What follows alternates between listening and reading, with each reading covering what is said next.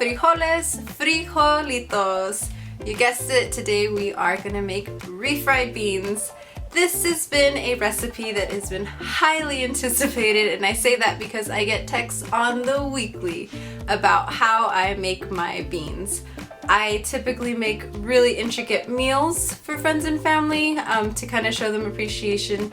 I like to spend hours and hours on, a cheesecake or some sort of decadent dessert or an appetizer. But no matter what, everyone always loves these beans. They're very, very simple to make. They are a few steps in advance the night before that you'll have to take. But it's a crowd pleaser, it's a favorite, it's really good at any time. So I'm gonna go ahead and show you guys how I do that, how I mix these in with different flavors, and hopefully you can make these for you and your family. And I know I have a few friends that have been waiting for this video, so this is for you guys. So I'm gonna take you in how to do that. Let's go grab a chip and eat. We're gonna start this recipe off the night before, making sure to soak the beans in plenty of water. This will help release the lectins and really help the beans to soften. So the next day we'll set up our station. I like to use a Dutch oven just because it really helps with the heat and the flavor. If you don't have one, that's okay, just whatever pot you have on hand. Now at this point, I've rinsed out the water that the beans were sitting in the night before. Very important to have the beans in fresh water as you're starting to cook them. You just don't want the beans to be sitting in that lectin water or being cooked in that either. So very important, fresh water for your beans. At this point, they've soaked long enough, especially overnight, that they'll be soft and ready to cook. I like to add in a half of an onion. You can chop it to be a little bit bigger pieces. It doesn't have to be very small, but just big enough as you see there. I'll get some garlic ready. Woo, I lost one.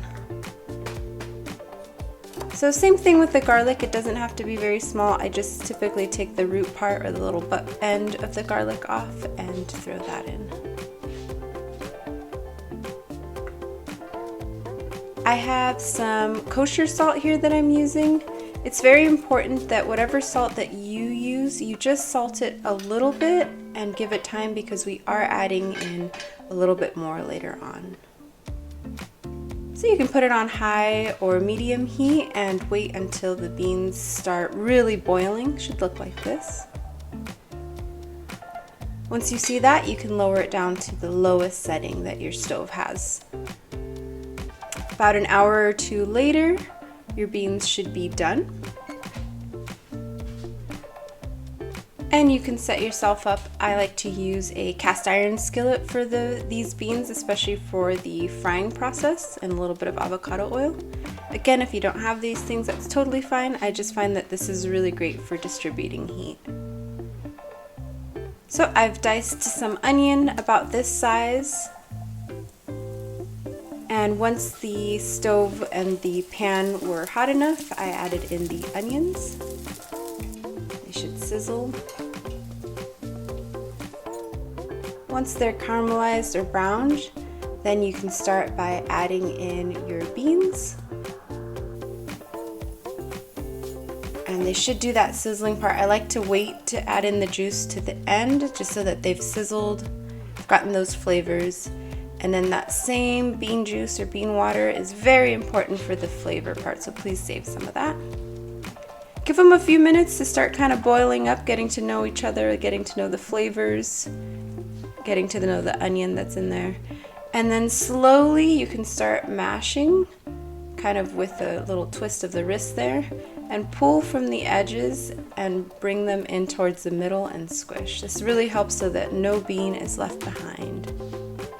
Once that's done, you set it down on low, grab your favorite cheese, and it's pepper jack, and you just put a little bit over the top there, making sure to add in a little bit more of that bean water. That flavor really helps, and it helps to melt the cheese and make sure that your beans aren't too dry. Again, pulling it from the edges, bringing it in, giving it, whoa, little bean there.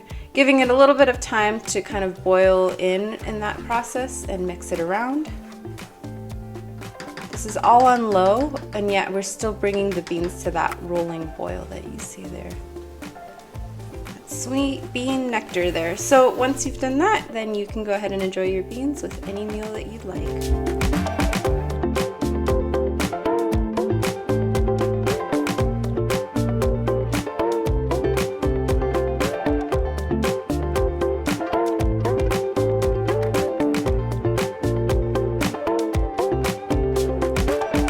I hope you guys really enjoyed this video and that it was helpful for you to see the steps that I take.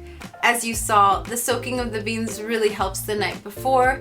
If you're in a little bit of a pinch for time, don't worry about it. Soak them maybe an hour or two before you're actually gonna make this recipe. Or if you don't have time to soak them, just make sure that the beans really cook all the way through. That'll always really help you. As always, all of the information you'll need for this recipe is down below in this little description box. Some of you have had a little bit of trouble finding it, so just take the time to show you. Down below here, you'll see the recipe, a little subscribe button, and then an arrow next to it.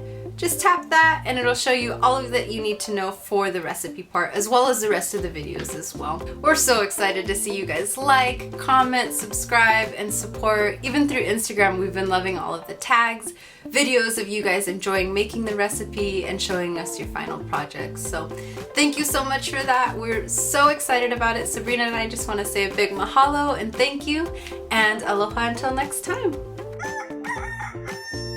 So deconstructed is what I meant to say.